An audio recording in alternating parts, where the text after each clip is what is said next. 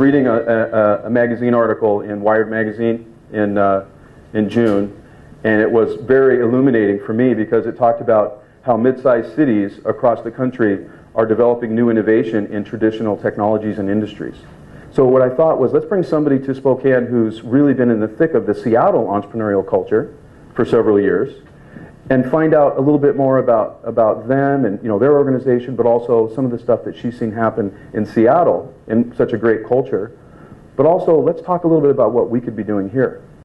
Tell us where you came from and tell us a little bit about your background. Great. I am a Seattle native. I hope we can still be friends. I did some hard time in the Midwest and moved back to Seattle about 9 years ago. I spent the first decade of my career in corporate and went back to grad school to get my MBA, actually with the desire of running a nonprofit that I cared about. So I was very fortunate, I think, to kind of put myself in the way of good luck, if you will. I always have a plan, but I'm open to a better one when it comes along. So I can thank a lot of my recent career path to serendipity. But after grad school, I ran an angel organization called the Alliance of Angels in Seattle. Did that for about 3 years, so had the pleasure of coaching, interviewing, screening over 500 entrepreneurs over the course of 3 years. And that was just an amazing ride. I was there sort of up to and through the downturn. And I was recruited out of that job to run the nonprofit of my dreams that was called the Northwest Entrepreneur Network. I got to do the same things that kind of got me out of bed every day, which is spending time with people like you, totally inspired, smart, driven, passionate entrepreneurs. But the kind of nuance there, instead of working for angel investors, I got to work for entrepreneurs, and my heart has always been with all of you. So over the course of a few years, I hosted over 70 programs a year. We served over 3,500 people on an annual basis with educational programming. My job essentially is I was a part-time matchmaker and a part-time coach. And it was, again, another just amazing journey. But as my boyfriend says, if you hang out in a barbershop for long enough, you're going to get your hair cut. So I've been kind of hanging around startups for 5-6 years, and I got this amazing opportunity again. Sort of the stars lined up, and met my business partner John Cook, who I've known for years. He's been covering entrepreneurship and venture capital investing for over 10 years. You may remember him from such favorites as the PI. He went on to found a division of the Business Journal called Tech Flash, and then about 7 months ago, along with his co-founder, Todd Bishop, launched GeekWire. And we are, let's see if I can kind of wrap my mouth around this, we are the hottest news site based in our region. We have this wonderful thing called editorial independence. That sadly makes us pretty unique in this day and age. But we report on the entire spectrum of geek, from startups and investing to the big tech giants that are in our region's backyard. And what I've come to believe is our mission, which is very much aligned with yours, is that we want to be the megaphone for innovation in this region. So it's very closely aligned to what I've been doing for the past few years. When I sat down with John over a beer, which frankly I think is where a lot of really important decisions get made, we just realized that this was a partnership made in heaven. They are the journalists, and I do everything else when it comes to GeekWire. So you're on the business side now. I am. Right. So seriously, everything from selling ads and annual sponsorships to running events, finance, operations. I mean, literally, as chief business officer, right. It is everything but journalism. Although I do actually have a little advice column for startups that's called Lovell Letters. Okay. So check it out. So you have an intriguing background, and I think obviously Spokane is emerging, we'll say, because I can tell you, and I can tell all of you, there's something happening here. You may not know it. I know it. I can feel it, and I talk to a lot of people. There's some really cool stuff going on. There's some people in this room that are creating some really cool stuff. And there's, for whatever reason, the economy, I don't know what's happening, but a lot of young people are staying in Spokane. And that really excites me, because a lot of you folks are very smart. And it's really exciting. And I think it's a combination of the nightlife is a little better. At least I know when I was younger. Never mind. Speakeasies, like when you were around, Chuck? Prohibition.com. Sorry. I couldn't help it. there's something really cool going on here. But let's talk about Seattle. Let's talk about, you've been in the heart of the entrepreneurial culture, venture capital, the spin-out effect, people getting rich and doing it over again. I mean, that's a great model. But what's going on now? What's the vibe in Seattle like right now? Yeah, and I think you already touched upon some of the main drivers of sort of a talent or innovation economy. Research capacity, obviously a great talent pool, funding, and that kind of ecosystem. And what I think, those have sort of always been, I think, the key drivers. But what we write about on GeekWire, and most importantly hear from our readers, is that that's kind of necessary but not sufficient to get this vibe that you're talking about. What we've been hearing a lot about is the need for mentorship, a desire for co-working, and also just practice. There's been this thirst for events where you get to pitch your business to a friendly audience before you're ready to go prime time and talk to big funders or huge business partners. So those are three things that we're picking up on and really trying to help fill that gap. Right. Does it feel like, we talked about this on the way out here, Seattle's trying to compete with Silicon Valley in a way? I kind of get tired of this sort of, we're playing second fiddle to the Bay. It's a very different culture. I mean, it's more money chasing more deals, just plain old critical mass. Right.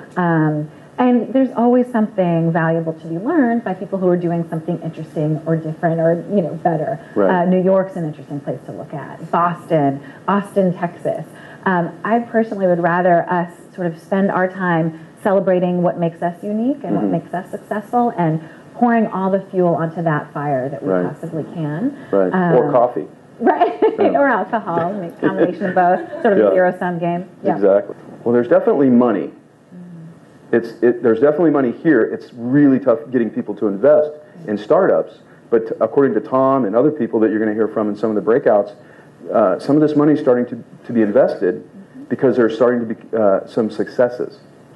And that's really what's starting to happen. And that's what I'm starting to feel is happening here. And another ingredient, I think, in that thriving ecosystem is not just money kind of lying around, but you really do need lead investors. So the Tom Simpsons of the world who are willing to, step up and say, all right, I'm standing behind this entrepreneur. I will negotiate the terms of the deal. I will sit on the board if that's appropriate, really kind of spend time with management. Who's with me, much more powerful than, one thing that I saw when I was running the Alliance of Angels is we would host these regional meetings of the Angel Capital Association. And so I got to meet people from Vancouver to Portland to Spokane to Montana. And when we asked them as, leaders of these organizations, what keeps you up at night? To a person, it was the lack of lead investors. So you get, 5 or 6 people who say they're interested in doing a deal and then ask the obvious question, who wants to lead? Everyone takes a giant step backwards. Right. So there is money in the ecosystem, and you get fuel back in the tank when you have exits, when you have IPOs and acquisitions. And Seattle is certainly a really generous town. I can't kvetch about people being stingy. We're incredibly philanthropic. Right. But there's a different activity that takes, embracing uncertainty and risk tolerance, that is part of the angel investor endeavor. So I'd love to see more investor education and kind of bring more people into the mix. So angel investing there is really kind of part of the mainstream in a way, right? It's really part of discussions that go on. It's being an entrepreneur is actually a good thing. Right. And you're a risk taker. Where in some communities, and I don't want to say Spokane, I do think it's changing. Sometimes you get beat up a little bit for failing. Or, having an idea and people look at you like, good luck with that. Right. And it's tough. I think some of the stigma around that failure has been removed over the last several years. And frankly, when we would look at deals, we have sort of our top 3 pros and top 3 cons. And in the pro column, all right, this entrepreneur is a former Microsoft product manager. In the con column, this entrepreneur is a former Microsoft product manager, right? So really smart people with domain expertise, but there is something substantively different about taking a business from 0 to $1 million than working within a resource-rich environment and taking a business unit from 100 to 150 million. Different undertaking. And the beautiful thing is when you get someone with a brilliant idea, but they've never done it, and you match them with somebody who has done it and has a resume. and has that pedigree, and then you connect them together. And that's where mentorship comes in. And that's one thing I really like about Seattle that perhaps Spokane has in common. We are a 1 degree of separation kind of town. You know, we're one person away from connecting you to the half a dozen advisors or team members or service providers that you might need. Right. And so what we find in our sort of big town mentality is that groups like Techstars are thriving. Founder Institute, which started in the Bay Area, has a really vibrant chapter in Seattle. People who are truly collegial and want to give back. Right. And that is an ingredient that's sort of hard to quantify, but it's in that vibe. Right. Yeah. I just met with David Curry this morning, and he's, you know, this is not his first rodeo. This is his 4th startup. He doesn't have to do it. He could easily retire. But grown-ups running businesses who know what they're doing, whether, you know, he's in a new industry, but he understands startuping, and he understands the, you know, the irrational exuberance and the pits of despair that you experience as an entrepreneur, and he knows how to rally a team, and he knows That's a good way to put it. Right? And and I think there also is, frankly, a bias around, there's a lot of attention paid to angel-funded companies and venture-backed companies. And I actually teach a class in venture capital investing, so I have to kind of stay up on the stats. But there are 600,000 businesses started in the U.S. every year.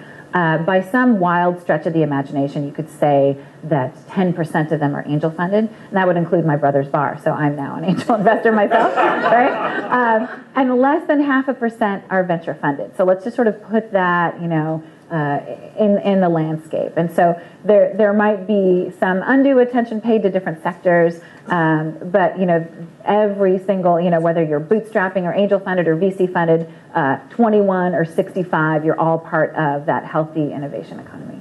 Yeah, I've invested in several bars. By keeping your tab open? Is that different? Okay, got it. Never got a certificate. Right. So weird. To my mind, just another thought, again, trying to think about the obstacles. It seems like there's a bias again towards technology. And my product involves agriculture and urban farming. Right. Am I going to encounter people who say, well, you're not tech, so we're not going to talk to you? Right. Well, I think that it's what I've seen is not so much a technology bias, but it's a concern around how does the business scale. So if you have a business that's in the services industry that scales with human capital, that's kind of a linear equation. It's like, all right, I add 10% to my workforce, I get 10% more work.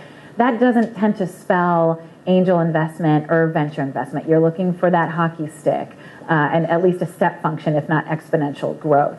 There are some businesses that are more capital intensive, whether it's real estate or agriculture or clean tech, frankly, life sciences, that's a different kind of beast when it comes to investing. So you're talking about a qualitatively different investor who's willing to put more money to work over a longer period of time than the traditional angel investment, which is 3 to 5 to 7 years, to the traditional venture capital investment, which exits in 8 to 10 years. And some of these other plays, agriculture, wineries, which is kind of in the agriculture real estate business, clean tech, life sciences, we're talking about a 20-year life cycle of investment. So I would key in on scalability versus the industry sector, and again, it takes a special kind of investor. I've seen a lot of really amazing, innovative, game-changing technologies out of Eastern Washington, and I get to see them because they come over to Seattle and they're in the business plan competition, whether you're dealing with wind power, solar power, predicting weather changes so farmers can get a better yield out of their crops. It might not sound sexy, but those are amazing investment opportunities that can come, in this region. So I think it's great to celebrate those. There seems to be a theme, and when I was running Connect Northwest, we had something called the Springboard program, and we would have companies go through like a 6-month process where they would get just consistent coaching and all the different elements of their business plan, but we would get them ready to present. So there seems to be, what I'm hearing, is that need to really sit down and learn and somewhere get some education on the process of investing, what that means, what investors are looking for. And don't take it personal, but then maybe align with mentors, the gray-hairs, the people that have run real businesses and have experience, and get them on your team as an advisor or maybe in your management team, And really, then you'll have a fighting chance to get funding, but also figure out, do you even need funding? Right. So if you want to retain ownership and control of your company, don't seek funding. I mean, you do have to make that fundamental decision. What are your personal goals around the business? And there are these companies that you call kind of lifestyle businesses that almost have a pejorative connotation. But what's wrong with creating a profitable company and having a great life? So again, and that is going to be some 90% of the businesses out there, and it's those small businesses that really do sustain our economy. Some of the best companies I've seen are people who have provided services to their customers for years. They see this pattern where, oh my gosh, my clients need the same thing, and they productize that solution. It's really hard to fund services-based entities, but if you come up with some kind of productized, scalable solution to your client's problem, and feel comfortable sort of spinning off those businesses, that could be an interesting angel investment opportunity. So think scale. One of the most common excuses that you'll hear from angel investors and venture capitalists is, wow, great idea, love the team, cool business, come back to me when you have more traction. And in this class that I teach on venture capital investing, I keep asking VCs, who are my guest speakers, what does traction mean?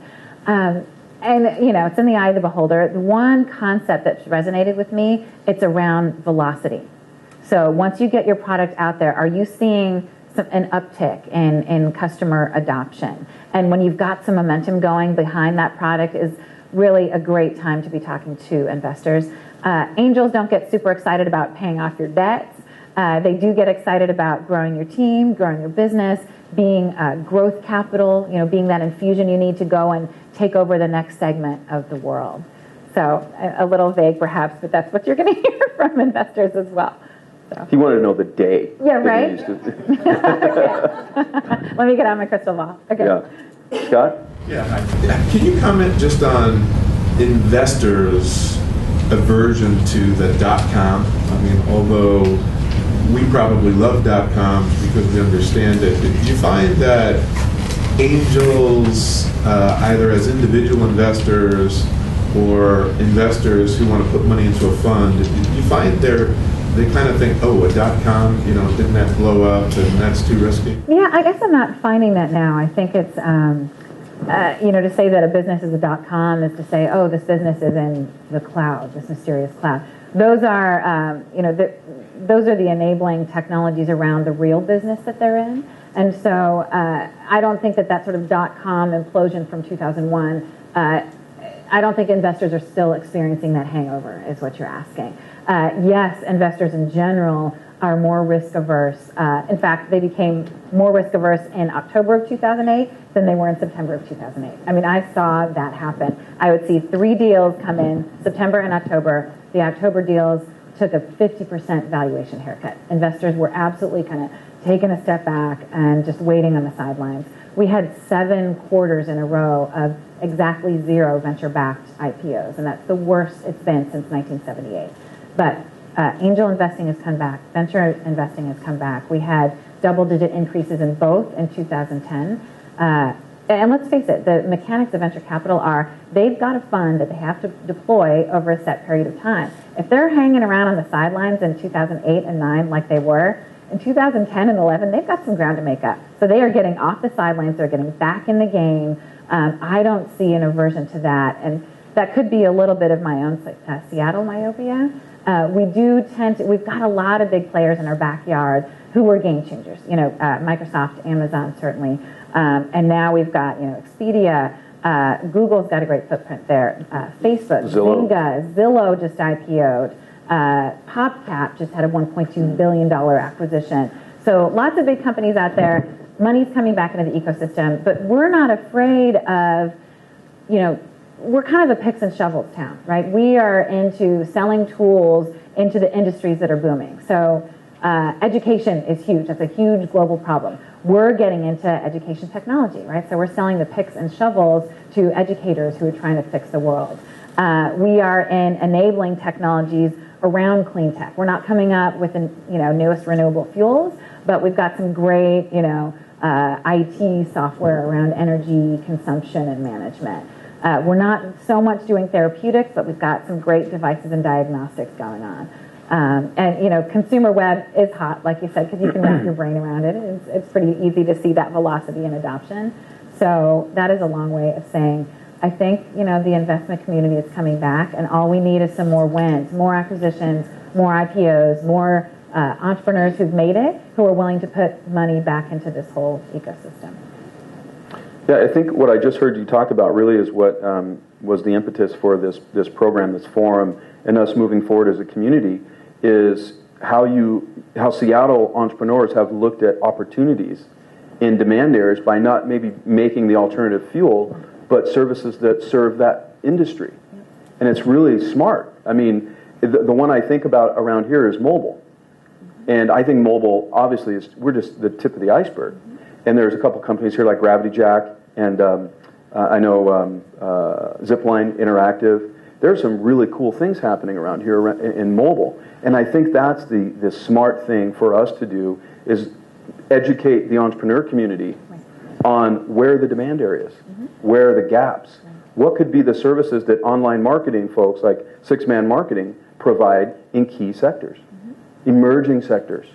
And then angel investors are smart. Money will find you. It just is. It's smart enough to find you in Spokane. There's enough wins here, I think, that have proven that. Money travels, last time I checked. Not to me, but... So, any other questions from the audience? So you mentioned a demand for co-working when you were talking about entrepreneurs and kind of that ecosystem. So could you talk about how co-working helps Seattle, perhaps, and what the benefits are for that? Yeah, great. So I think, as all of you entrepreneurs know, entrepreneuring can be kind of a lonely battle. It's great to have co-founders there along with you, so you can sort of even out those highs and lows and the emotional roller coaster. That said, you still could be two guys or gals, in your garage, coding away.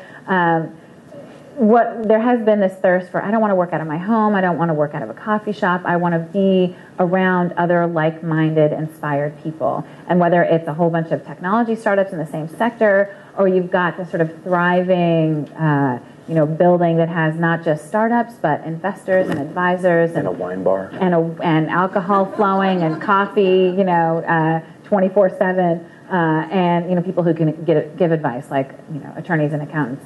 That sort of one-stop shopping really increases your efficiency, and I think it's also just a psychological win. So when I look at something like the Techstars program, and it's an incubator, and full disclosure, I am a mentor for the program. This is our second year in Seattle. The organization started in Boulder, and in Seattle, the program is ranked 7 in the nation's incubators. The Boulder program is first, actually beat out Y Combinator, which is kind of a big deal. Yeah. So what do you see out of that? Well, last year, the 10 companies who went through this very intensive mentoring program and co-working situation, 7 out of 10 of those got funded, which is a pretty remarkably high achievement in that space. I would bank on 9 out of 10 coming out of this year's cohort. And are they smarter? Are they more innovative? I would argue, like we did in grad school, along with my teammates in this venture capital competition, you can say, MIT and Harvard and Oxford, they're smarter, but are they 8 hours smarter? Like, we were just willing to work harder. And so when you get smart, inspired people and you put them together with others who can help them along, it's kind of rising tide raises all ships and everybody wins. And just a year into Techstars, we're already seeing some of those wins under our belt. And that, inspires more wins. So, yeah, thank you. Because historically in Spokane, we have probably a smaller group of people who are sort of masterminding the economic development goals and objectives for the region, and it's kind of hard to understand how those decisions get made sometimes, et cetera. So I just wonder how the relationship of trying to be innovative, but not having so many people know what the game plan is. Well, so I would say that we are kind of a loose affiliation of nation states. So there are, other than Enterprise Seattle, which got some state funding, is now supporting incubating gaming companies. That's one sort of deployment of state capital. Most of the rest of us run around bootstrapping, raising private money, just hosting free events, like one called Hops and Chops, which you show up to this bar on Capitol Hill in Seattle, and If you're a service provider, you buy a pitcher of beer. If you're a broke startup, you drink their beer and you get together. So there's a lot of sort of organic. Why are you pointing at me, activity. June? Yeah. There's a lot of grassroots activity going on. There is. It would be nice to be able to connect the dots amongst those organizations. And there is another group that's headquartered in Seattle called Startup Weekend. They got about 1.8 million in funding from the Kauffman Foundation, and they are looking to help inspire entrepreneurs, not create businesses in a weekend, but inspire, get people out of their analysis paralysis and out of their cubicles and offices and into the startup world. But they're looking to sort of bring those organizations together with, again, foundation funding, not state funding. So they're not beholden to the metrics of those kinds of grant makers. We sort of hold ourselves mutually accountable. But I'm really curious and excited to see what happens in 2012 when we get more co-working, when we actually are putting money behind these incubated seed stage companies, and when we sort of have a big tent under which some of these grassroots organizations will organize. But right now, like I said, sort of fiefdom, if you will. Yeah. So we're going to go ahead and wrap up. Let's give Rebecca a big round of applause. Thanks, yeah.